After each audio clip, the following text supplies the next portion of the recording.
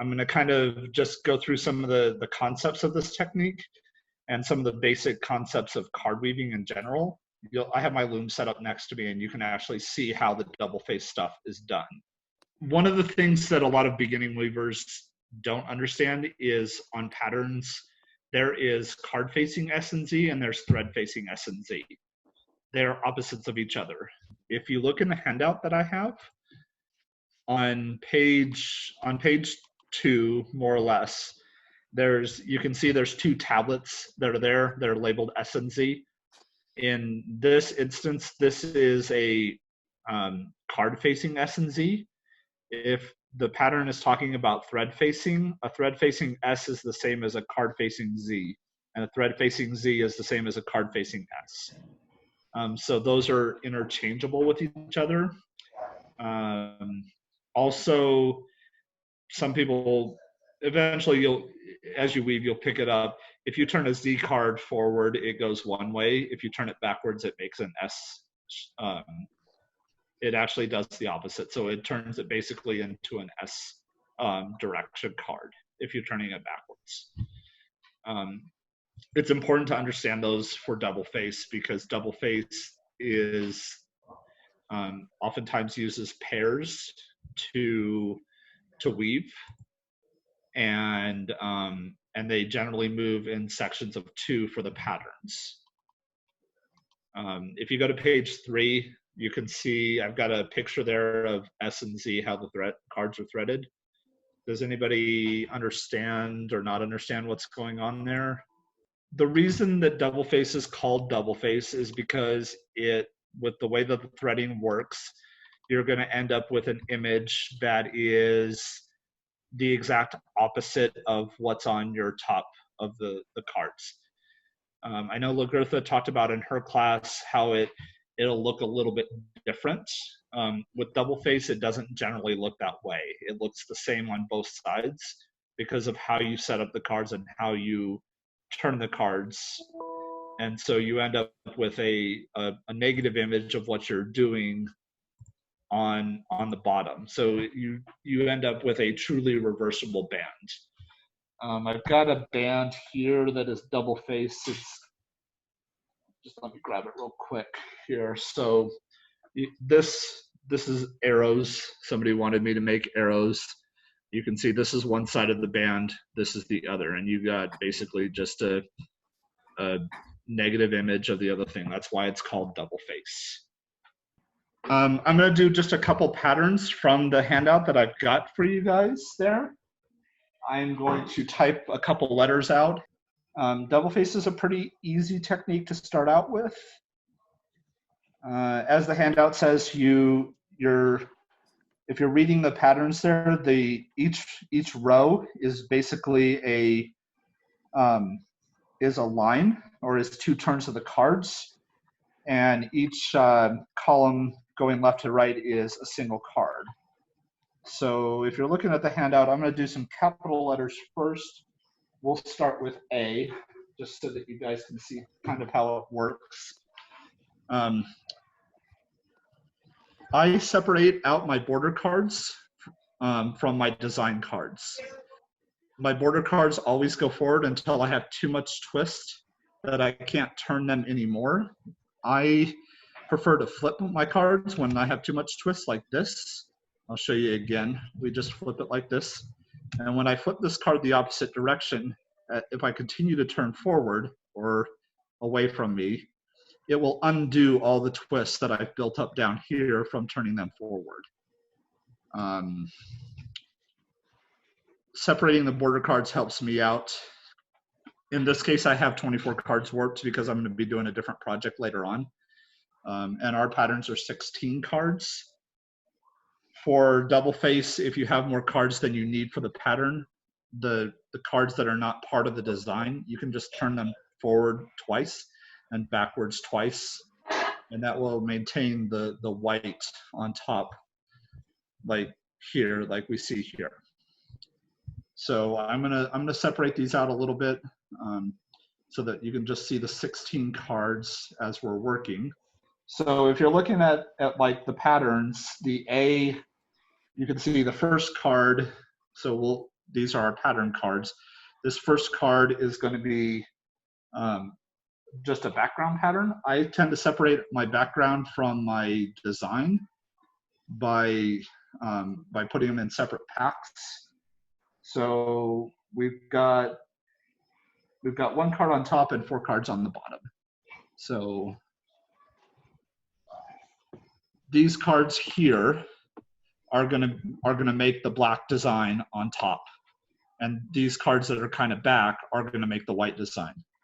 So it's as simple as we'll turn this backwards, we'll turn these guys all forward, and turn our border cards forward, and it's gonna form the first part of our letter. And we'll pass our wet thread through.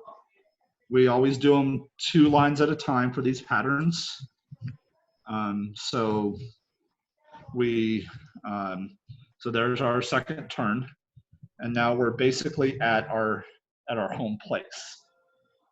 Now, if you're looking at the pattern, the next line, we're going to start to form the empty part of the A.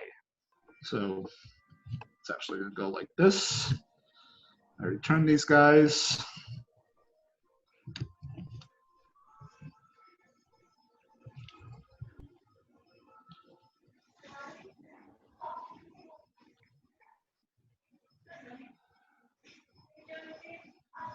Give me a second. I'm just gonna go through the rest of this letter pretty fast so that you guys can see the finished result of that letter.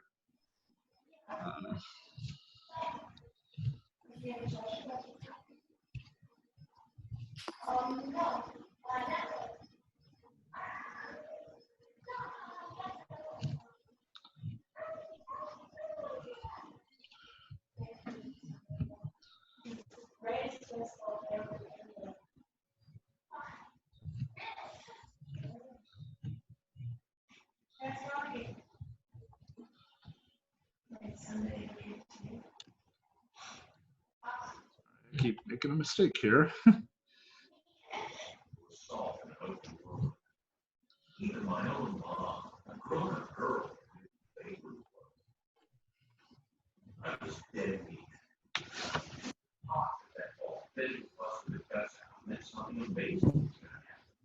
All right, so you can kind of see how now I've got the letter A, but I also have some black spot here, so I'll want to do like a space in between. If you look at these cards, if I turn these cards forward with the rest of them, I'm going to actually get rid of that black part, and I'll get my much more defined letter A.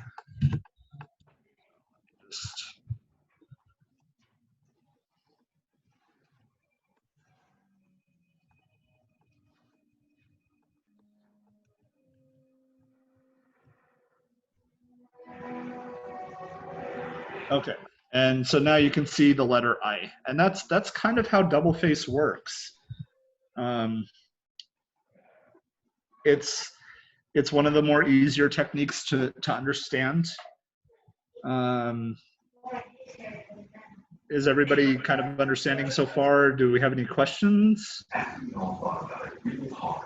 Floki? Yes. I can't figure out when to turn, so I'm following your patterns and I'm figuring out perfectly how to split my packs. I don't know which ones to turn forward and which ones to turn backwards. So on the patterns, and thank you for bringing that up, if you look at the color coding, gray or blue, however you want to interpret that color, is a backwards turn. White is a forwards turn. Okay. So that's how. And every row is 2 turns, right? Every row is 2 turns. Okay. Let me try. And that's basically double face. I mean, it's a pretty easy starting out technique. You can do lots and lots of pretty things with it. I know Valora was in here before. I'm not sure if she's still here. I made a very Star Wars-y type belt for her with a number of different designs. The cool thing about double face is as your setup doesn't lock you into a specific type of pattern. Your more complicated techniques will will allow you more of the freedom of not being locked into, I can only do this pattern. And double face is kind of the beginning of that. You can do a wide variety of different patterns with the same basic card setup. And it's also a building block for a lot of other techniques. Like there's a technique called 3-1 twill, which is a very advanced technique. I'll show you kind of a picture of a twill. This is a twill belt. The way that I know it's twill is if it's, you can see there's kind of these like diagonal lines that go down here. The structure from twill produces that. But the reason it's a variation of double face is this is the front side of the belt and this is the back side. So you can see that you almost have the same pattern on there. Like this is a little bore. If we look at the back side of it, you can still basically see the bore there, and it's almost the same clean type of lines. It's not exactly clean like the front, but it's close enough. There's also another technique out there called Sulawesi, which while it's not a period technique, it is a, well, it's period, but it's not, it's from Indonesia. And so it's not necessarily in our geographic region. Give me a second, I've got an example of that as well. So this is my apprentice A belt that I made about a year or so ago. This is Sulawesi. The way that you know it's Sulawesi is that you see the little bubbles there. That's a very distinctive portion of that technique. If we look at the backside, it's still kind of basically got those bubbles and still basically has that design on the other side. It's just not as crisp or clear. It's more jagged. I'll get a little bit closer so people can see. This is the back side and this is the front side. You can see how much cleaner it is on this side. So double face, understanding the technique will help you build upon other techniques. And it's a good gateway into some of the more advanced techniques. Question, Floki. Sure. I think I understand the double face. I have set up for it, and then I get lost. Okay. Here's where you can make the change color, and here's where not to make change, but I need to see where that is in the rotations. So you make the change color after 2 turns. Can you turn the pack? You're in the neutral section now, yeah, right? So if you look here, in these 2 holes I have white, and in these 2 holes I have black. Okay. The rule of card weaving, and this is really anything in general, is whatever thread is on top is what color you're going to get. So we'll take this card here. If I turn this card, I have a white thread. In this back hole, I have a black thread. So if I want black right here, and I turn this backwards, hold on, So the thread that is top closest to you is the color you get? Go ahead, I'm sorry. The thread that is top closest to you is the color you're going to get? No. If you turn it forward, that is the color you get. If you turn it backwards, you will get the color that's on the back. So if you look here, I turn that card backwards. You can kind of see the black thread coming through here. And if I turned it forward, you can see how the black stripe goes away. Yes. And this is how it works with any technique. In card weaving, if you turn it forward, whatever is in this hole is the color you're going to get. If you turn it backwards, whatever is in this color is what you will get. Okay. Does that make sense? So if you wanted to make that one black, you would roll it backwards for 2 turns. Yes, I would. And then you get to decide again. Well, but with double face, so you see we have our A here. Yes. Yes, I understand that. We also have our nice, it's hard to make out. Let me.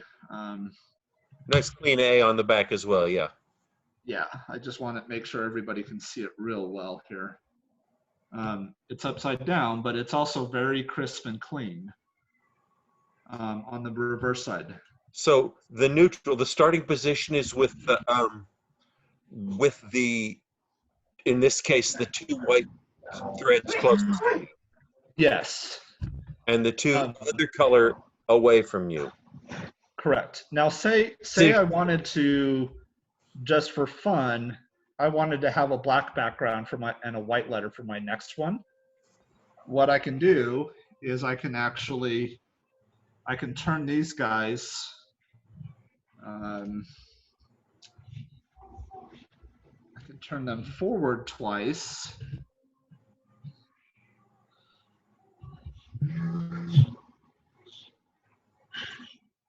Oh, I'm sorry, I misspoke. I would turn them backwards twice. That is my bad. Let me just undo this real quick.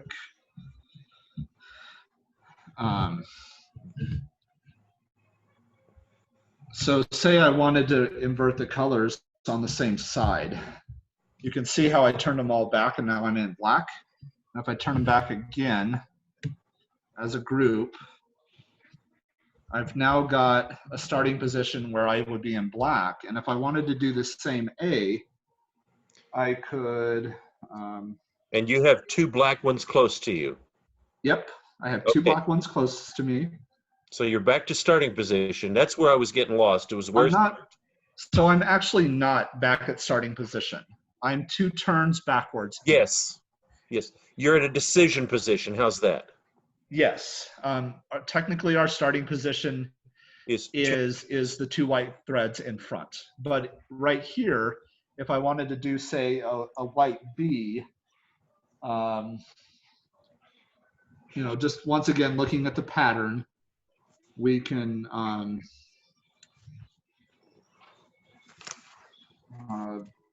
these guys turn backwards, these guys turn forward, these turn forward.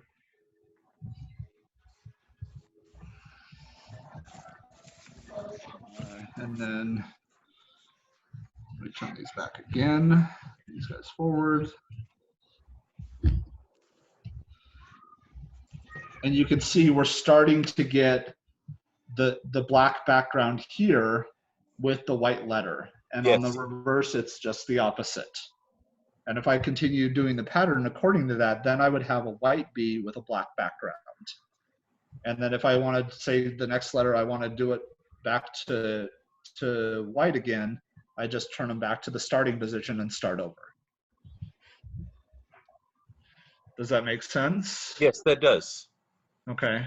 For some reason, my mind wanted the two colors that matched up instead of forward or back. Yeah. So you all, with double face, your front 2 colors are always, you always have the same color in the front 2 and a different color in the back 2. Yes. Okay. Thank you. Not a problem. Does anybody else have any questions? Hey, Floki. I'm not getting stripes. I'm getting V's where I should get straight lines, like to set up a starting position.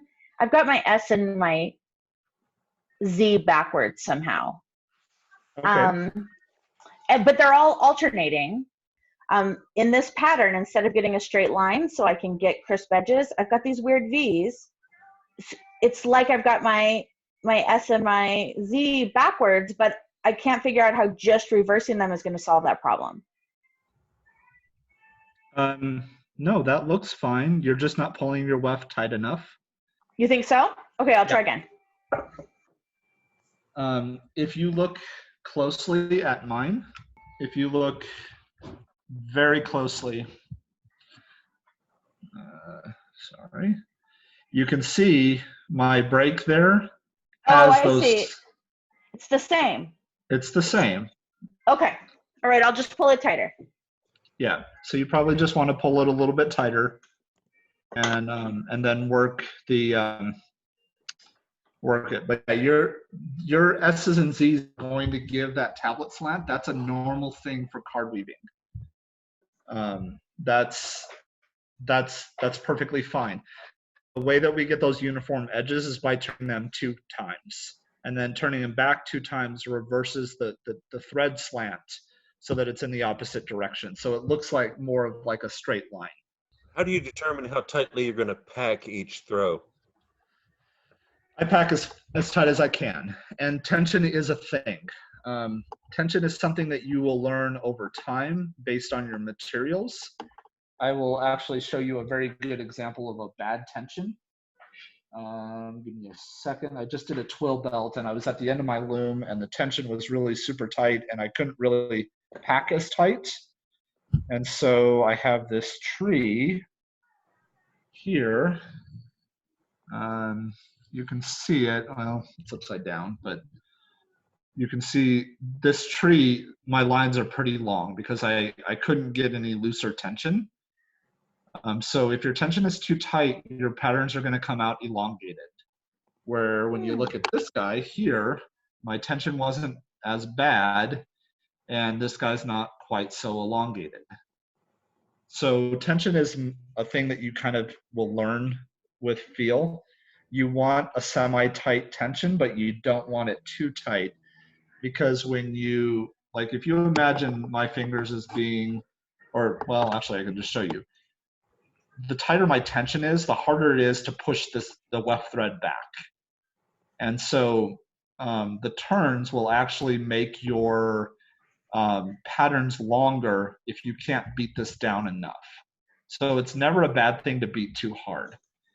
But you also don't want your tension too loose where your cards are just kind of flopping around and doing their own thing. You want them still to be enough pressure so that you can still get that pack in there. Another thing that a lot of weavers will do is they'll use a smaller weft thread. So this thread here, in my case it's not, but more often than not, I will use a smaller size thread so that the thread doesn't contribute to the length of the pattern. Like I've sometimes used sewing thread, which is way thinner than what I traditionally work with. I do a lot of work with silk.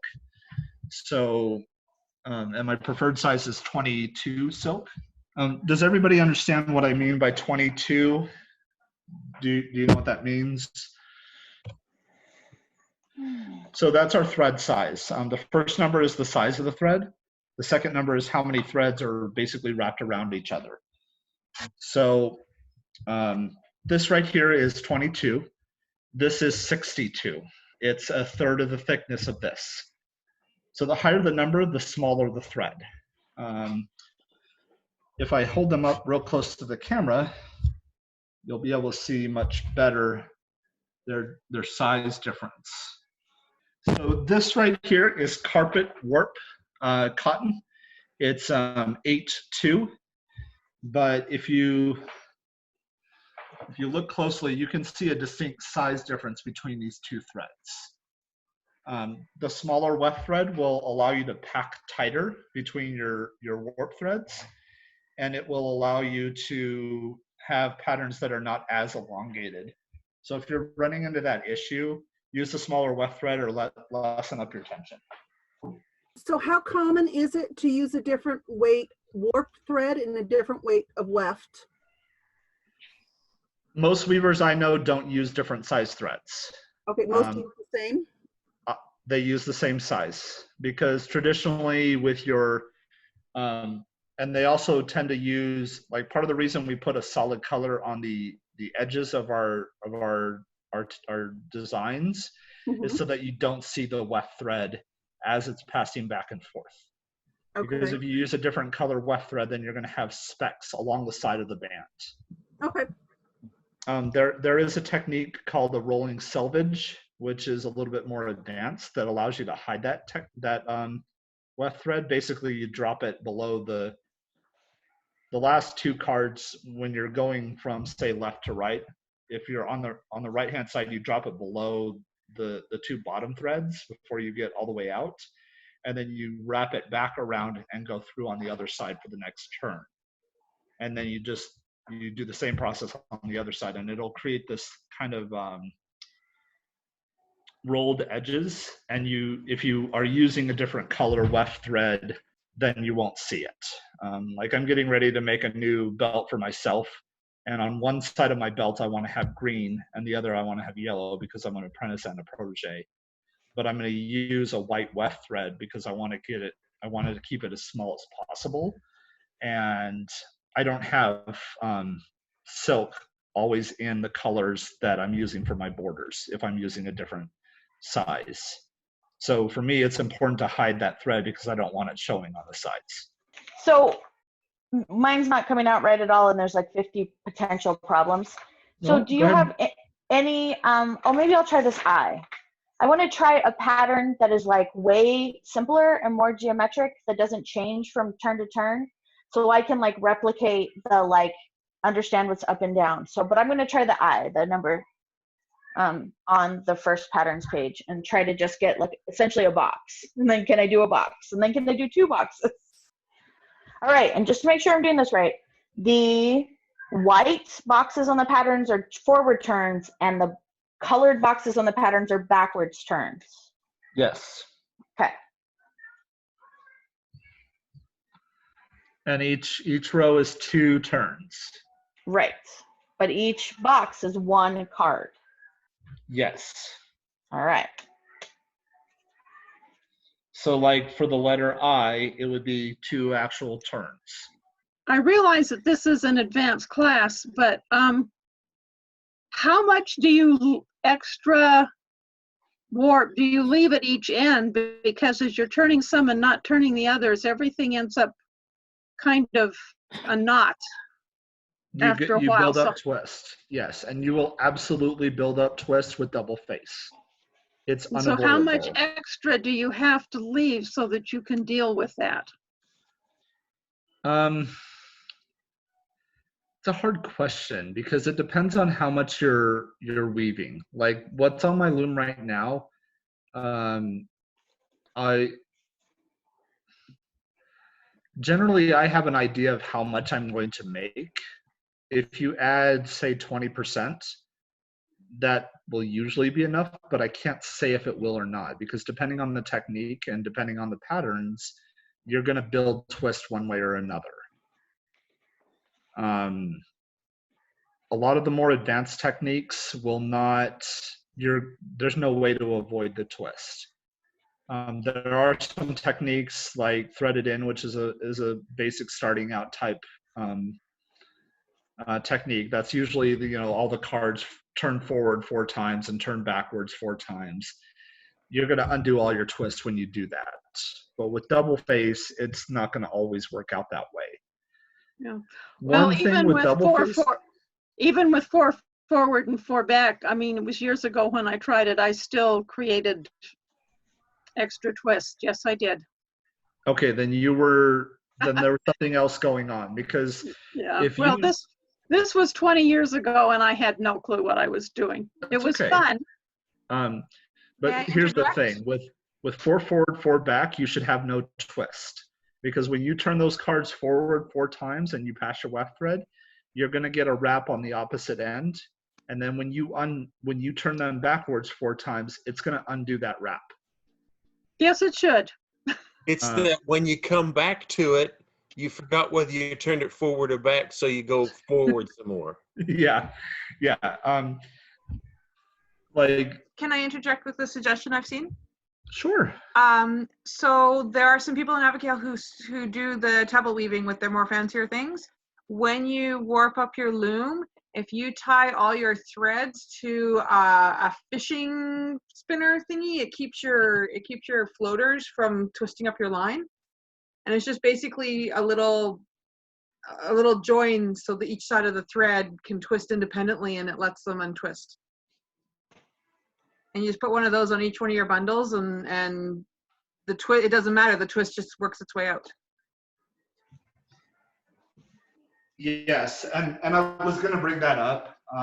I personally hate those things. I have a hard time tying off on them, and I don't enjoy working with them. I was actually gifted some, so I will show you what they look like. I'm not totally off base because I don't know how to use them. So yeah, I find it hard to tie my threads around them, and so I don't. It takes me too long with those, and I just I do a lot of weaving. So hold on a second. Let me get back to. So these are what she's talking about. These are fishing spinners. Generally, they'll tie the threads on one end and then on the opposite end. I have a hard time tying around these things, and I would just rather tie the threads together at the end.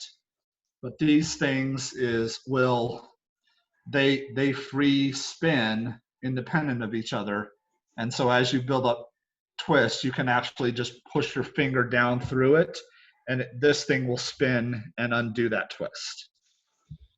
One way you could use those is that you could, when you're warping it, if you're warping a straight line rather than a continuous, which is what I normally warp for other stuff that I do. But if you're doing a straight line, since you're using only 2 colors anyway, you could use that end as a turnaround point and just use 2 threads in each card, and just loop it through. Don't even tie it off to that spinner, and then tie it off down at the end. I'm not quite following what you're saying.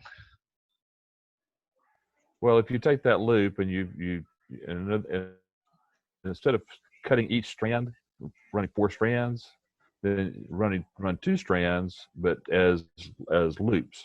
So you've got one color that is one strand that goes up to the far end, through that spinner, back through the card, and then ties off.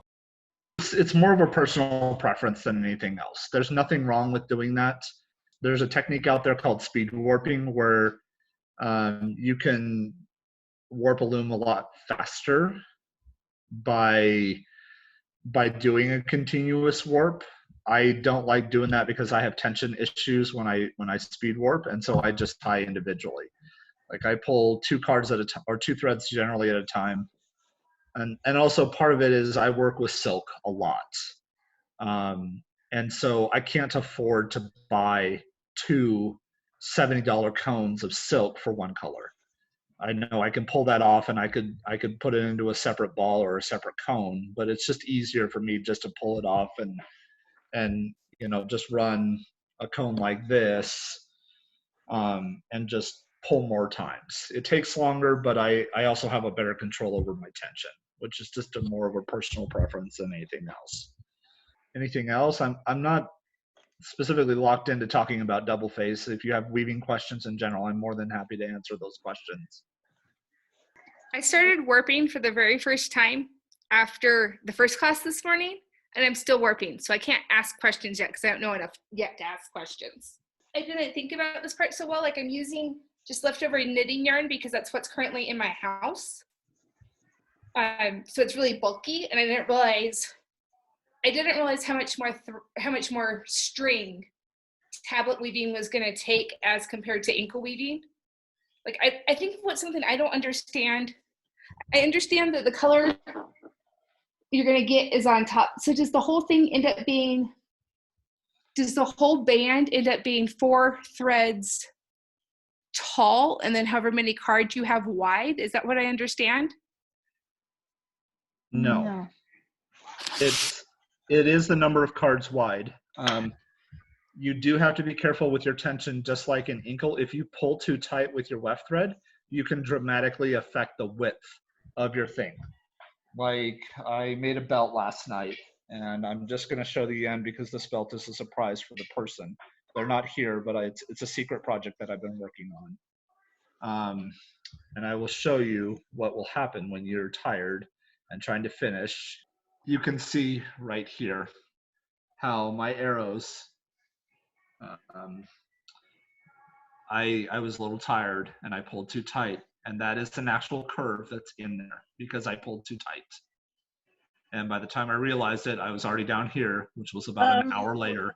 So when you are pulling your weft thread across, you want to be very careful not to pull too tight. One of the tricks that I did when I was first starting out is I would leave kind of a little loop on this side, and then I would turn the cards, and then I would just pull that loop tight, and it helped keep good straight edges on the edge here, and the same width.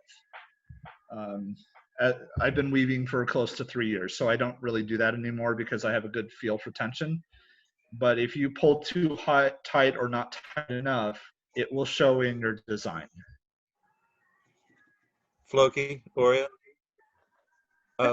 You ask about being four threads thick. Right. With tablet weaving, I think it ends up with the four threads that are in one card end up getting twisted around each other. Oh, Yeah, that so makes sense. it's not going to be 4 threads thick. Like It's you not can look at four here. thick, but it is thicker. It'll be more like 2 threads thick. And your weft thread can also affect the thickness as well. Does it end up There's a thicker technique that go ahead. Does it end up thicker than an inkle band would? Yes, absolutely. Because your inkle band is inkle is more of plain weave, which is your heddles act like a regular, like I have an 8 harness fabric loom.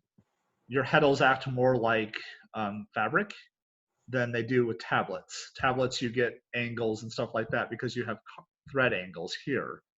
Where with inkle, your threads are just moving up and down, so you don't get those shifts like you do with card weaving. Would it be helpful to mark like the 2 edges of your cards for dark or light to help remember which way to go? Some people do. I am at a point where I don't need to. Weavers typically starting out will have their cards labeled, or they just buy cards that are already labeled. I like these Lassus cards. They're good cards. They're not expensive. They're like $15 for 25 on Amazon. I do tend to wear them out because the threads cut into these circles because they're not wood.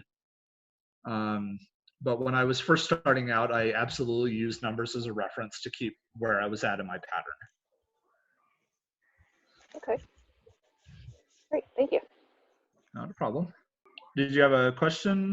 I'm still struggling. Like I can't reliably get it to do the color I think it's going to do next. Okay, so I've got my cards set up, right? My border cards kind of distract, but I've got my cards set up so I've got 2 colors towards me, right? My AB toward me. So my cards are loaded AB, dark, CD, light, and I've got AB towards me, right? And so, but now I can't figure out how to turn this loom. So when it's set up this way, I should be able to go to either color. But I'm not like, I don't know which way to turn it to make it light or to make it dark. So the dark threads are towards me. Does that mean I turn all the cards backwards to get another dark stripe? Or do I turn the cards forwards to get another dark stripe? So you would turn them forward. So just remember, if you're moving forward, whatever is in the hole on top and closest to you is the color you're going to get. Okay. If you're turning them backwards, whatever hole is on top and furthest away from you is the color you're going to get. Okay. So at this point where I have this kind of black stripe, if I turn them backwards, I should get a stripe of pink, and I should be able to turn them backwards twice to get that like backbone of a letter concept. Yes. Okay, I'm gonna try. It's hard to see your thread colors in the cards there, well, because the border cards are obscuring them.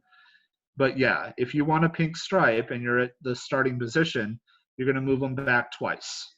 Okay. Floki? Yes. Okay, so I'm looking at this class. This is, way advanced technique for some poor little person like me. But if I have to learn from a book, what book do I get that will cause the least confusion? This book right here is Tablets at Work. Don't let this thickness intimidate you at all, because this book has taught me more about weaving than any other book out there. I'm gonna. Author, and the author is? It's Claudia Wolny. It's in the handout. It's at the end of the handout. Okay, thank you. It's written in German and English. It is. I'll just kind of open it. This is a very well-loved book. All of these different colors are techniques that you can do in tablet weaving. And starting with the green, it starts out with the most basic, which is threaded in. The light green is double face, and then it gets progressively into more complex things. 11, 12, and 13, these are not really that complex. They're just different techniques.